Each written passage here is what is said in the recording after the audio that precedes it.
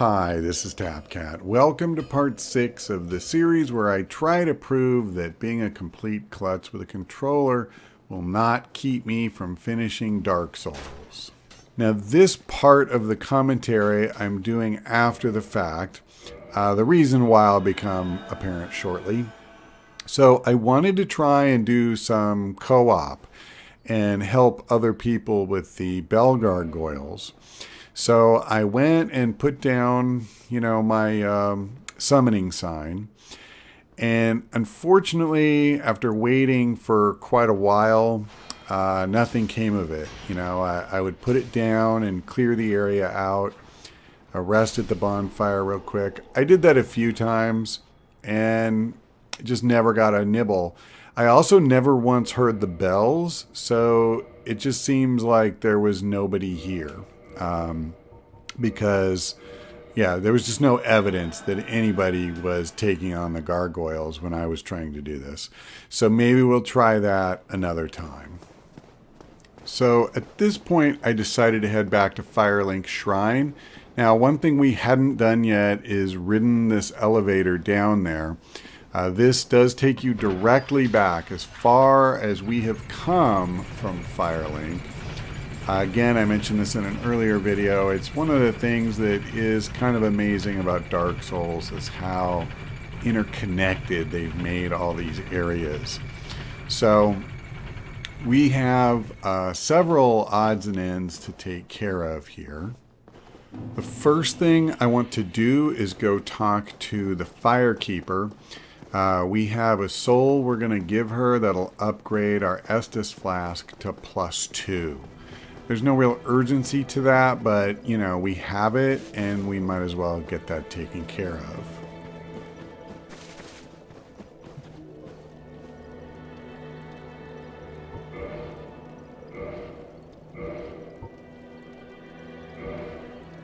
Now, with that done, we're going to talk to Lautrec and see if he has our reward. Ah, hello there. I have your reward. Please, accept it. I am grateful to you for freeing me. Not enough for you? Well, let's not be greedy now.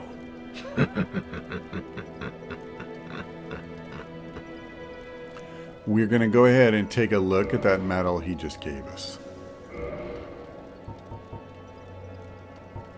This faintly warm medal engraved with the symbol of the sun is the ultimate honor awarded to those who summon the warrior of sunlight and complete a goal. The symbol represents Lord Gwyn's firstborn, who lost his deity status and was expunged from the annals.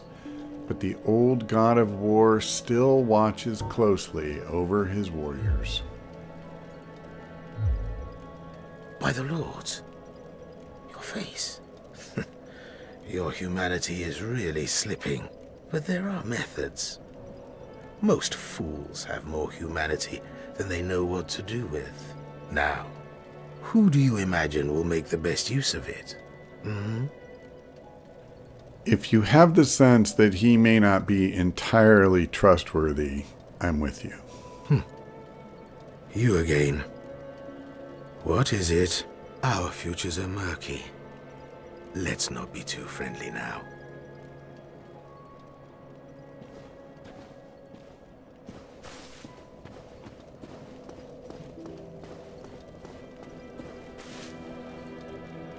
Why, what a surprise. I didn't expect you to make it. Oh, somebody rang the bell. Wait, was it you? You never give up, do you? I don't know how you do it. Well, don't stop now. Only one more. But it's going to be suicide. Any tips on how to make it less suicidal? Don't you ever think to forge your weapons? You'd better find a smith box soon, unless you enjoy swinging about with blunt instruments.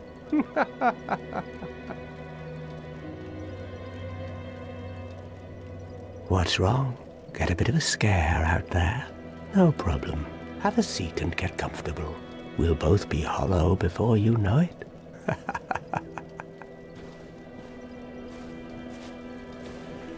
So at this point, I decided to go ahead and try to use up as many of my souls as I could, because we are about to go somewhere that could be dangerous and I don't want to just lose them permanently. So the first thing I did, I knew it wouldn't use up much, but since our sword is so fragile, I just went ahead and topped it off. Then obviously the real sink for this is going to be leveling up. Nothing fancy. I just felt like, pumping into dexterity and trying to get up there sooner rather than later, that would be a good idea. So I put all 3 levels into that.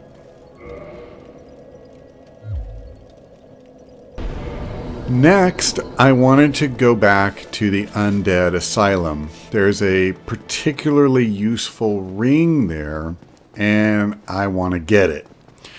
Unfortunately, this once again involved jumping, my old nemesis.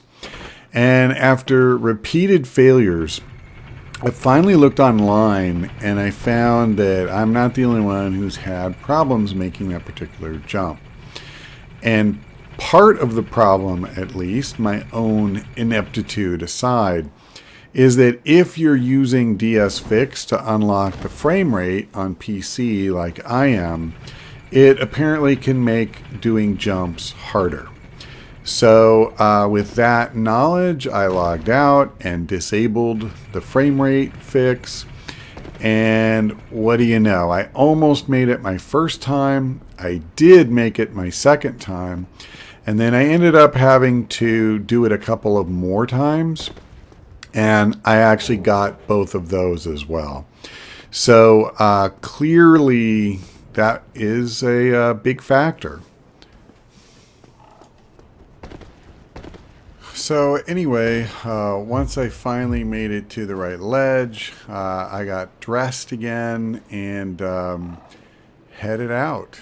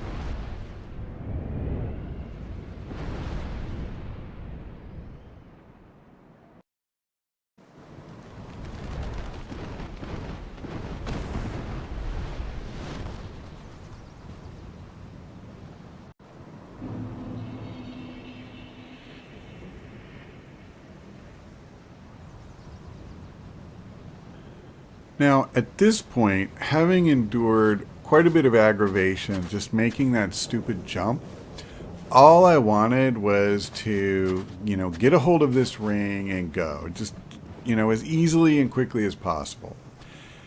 I really should have remembered what game I was playing. So, the hollows that carry torches are very dangerous. And I was not, cavalier about it. But as you can see, I took a really hard shot there. Now I was stuck. I was like, dude, should I take an Estus flask? But I didn't think I had time. Well, indecision is a killer, literally. So now I had to go back to the beginning and do the jump all over again. Now, fortunately, as I mentioned before, it ended up not being a problem. And I made the jump and came back. And this time, I brought a new strategy with me. Instead of fighting these clods with my sword, I just busted out the crossbow, and we tore these guys a new one the cowardly way. No, I did not feel guilty about it whatsoever.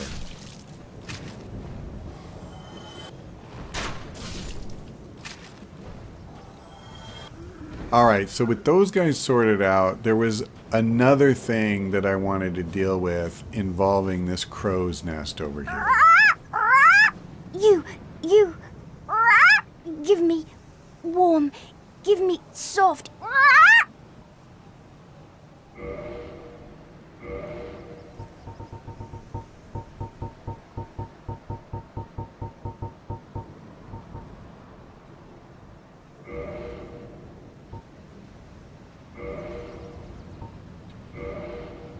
And then, having dropped the rubbish, I immediately just logged out of the game and then back in. And went back to the nest to see what I would be able to pick up in exchange. You, give me warm, give me soft.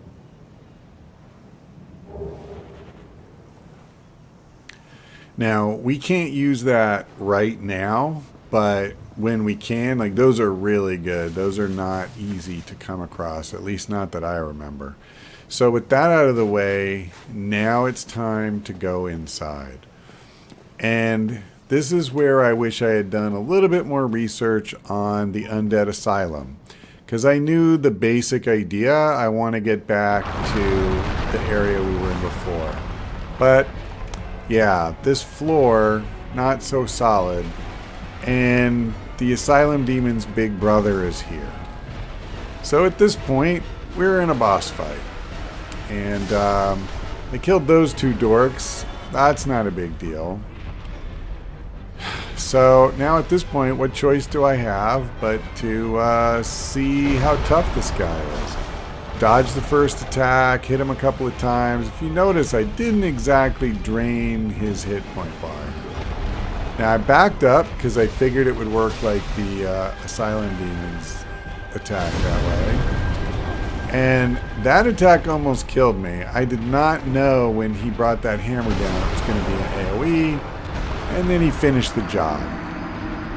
I did hit him with a couple of two-handed strikes, so we at least, did some damage to him.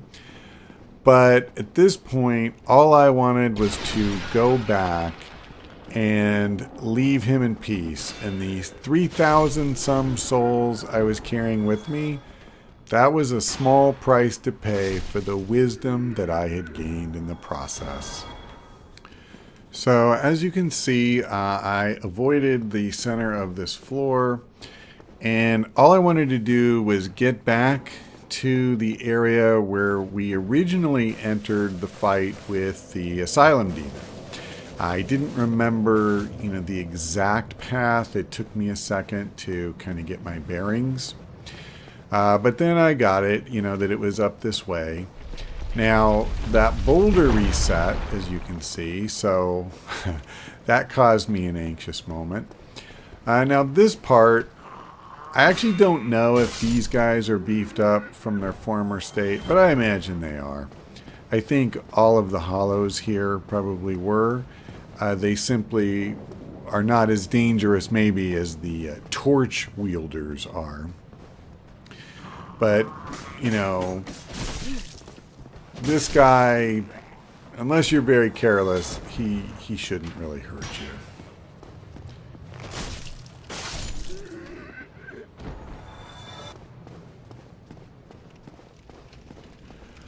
That gate in front of us is where we need to go. So that was another thing I noticed that changed, is now there's 2 of these guys instead of 1. But honestly, not really that big of a challenge. We even went for the parry on this guy. And now we're going to open the gate.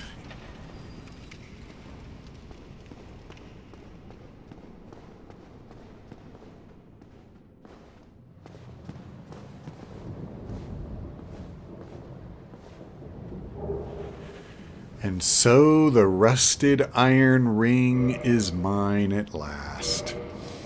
Let's take a look at it.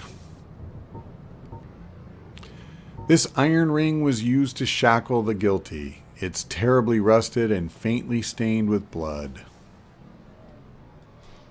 Those who find this strange ring to their liking will be pleased to find it easier to gain footing on poor ground, such as swamps. Now, without the flowery prose, what this means is if we're running through water or swamp or anything like that, we will just move at our normal speed. Whereas normally, you're really dragged down by that. When we go to Blight Town in particular, that's going to come in real handy.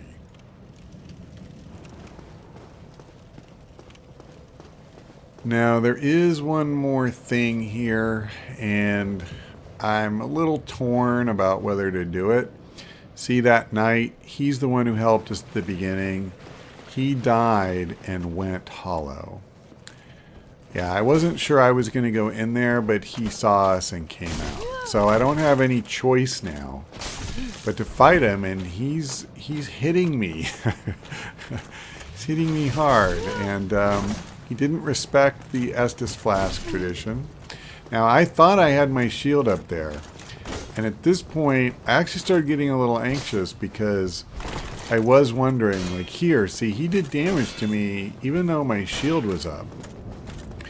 So that definitely concerned me. He's a fairly relentless attacker. So what I decided to do is run, literally run, and get some separation. Because I want to heal up. The last thing I need is him to get in a lucky shot. And then I decided to keep the fight on the stairs. So I felt like, maybe by making it awkward for him, I could whittle away without him just chewing me up. And it worked. I got in a couple of really good shots and took him down. And I actually felt like, that's a mercy kill because he wasn't himself anymore. He had gone hollow. So it's kind of like being a walker in Walking Dead, right? You don't want to be that guy. So he dropped a crest shield, shield of a nameless knight, likely a high-ranked knight of Astora, one of the enchanted blue shields. The crest shield greatly reduces magic damage. So that's one I could see us using in, very specific circumstances where someone is going to hit us for a lot of magic damage. Now, with that in hand, really nothing left for it but to just make our way out. And again, I'm going to carefully avoid the center of the floor because I am prepared to live and let live where the stray demon is concerned.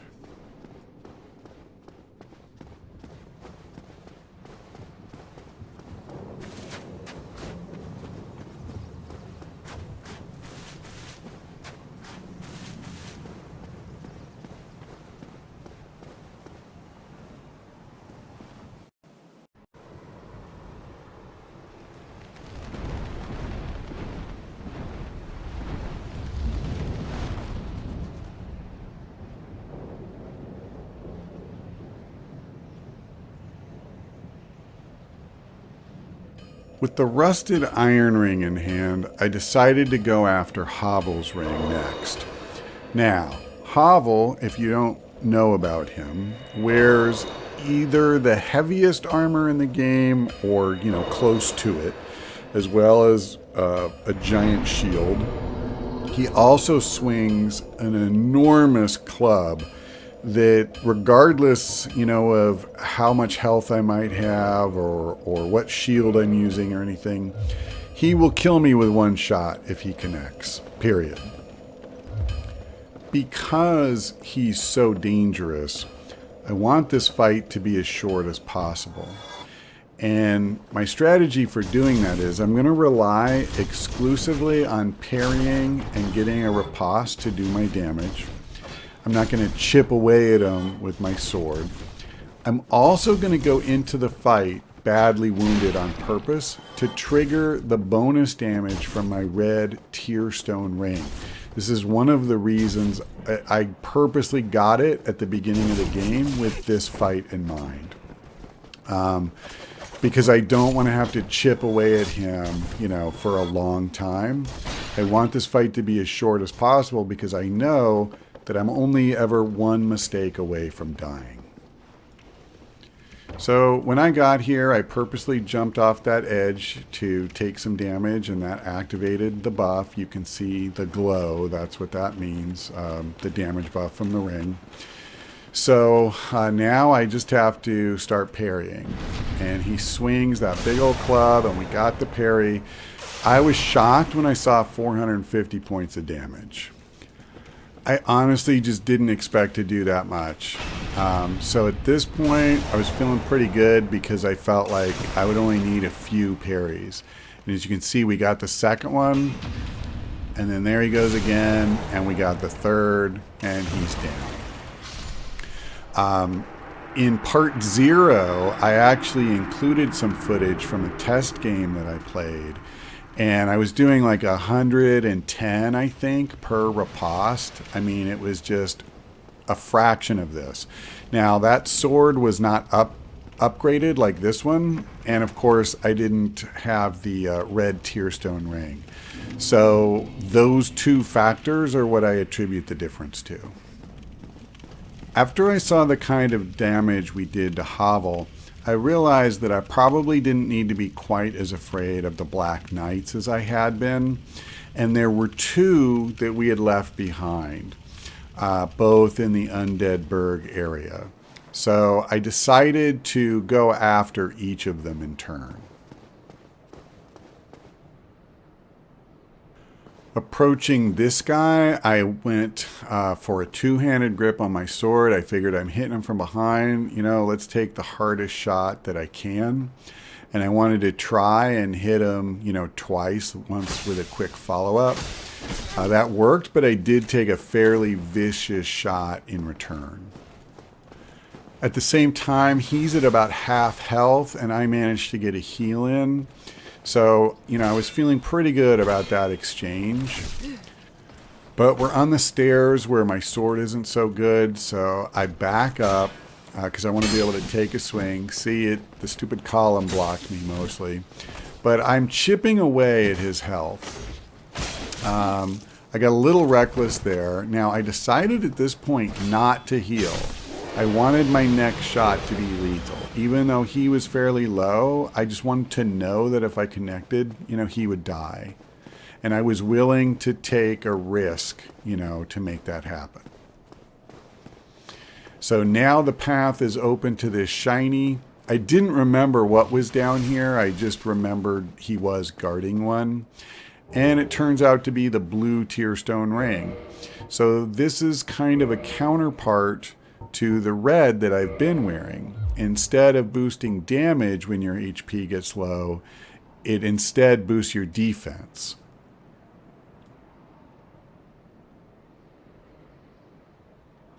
Since at this point I had a fair number of souls just from what I had killed, you know, to get to these places, and then, you know, killing Havel and the Black Knight and so forth. So I went ahead and leveled up my dexterity again. I didn't mention it in the commentary, but I showed video earlier in this segment that I bumped my dexterity a couple of times as well. So at this phase, I'm really just trying to, you know, get my dexterity up to 25. And I forgot to bring up the description to Havel's ring when I picked it up. So I went ahead and did that now. And I forgot to bring up the description of Havel's ring when I picked it up, so we're going to do that now. This ring was named after Havel the Rock, Lord Gwyn's old battlefield compatriot. Havel's men wore the ring to express faith in their leader and to carry a heavier load. And that's exactly what it'll allow us to do. You get a 50% increase in the amount of weight you can carry. With the first Black Knight down, I went to the Undead Parish. I cleaned out the area just right near the base of the tower in case I needed to pull him down here. I didn't want any additional mobs joining the fight. That went reasonably smoothly. But once I started going up, I decided that I was going to try and keep this fight on the stairs. I wasn't sure about his attacks, but it seemed to me that quite possibly it would be an awkward angle for him. As you can see, he was actually working me pretty good up on the platform. So I got a quick Estus Flask drink and then started smacking him. Now, if I'd have thought about this in advance, what I probably should have done is equip my winged spear. But, you know, the nice thing about being on the stairs, too, is if I really needed to, I could have gotten another heal. But we did not need to. I was able to work him down. We got another Titanite chunk. And then you can just enjoy the view. And it is quite a nice view from up here. So it definitely took a while, but, you know, that all seemed pretty productive to me. We gathered some pretty useful items. And we'll pick it up from here when we come back. But that's all for now. Thanks for watching. I hope we see you next time.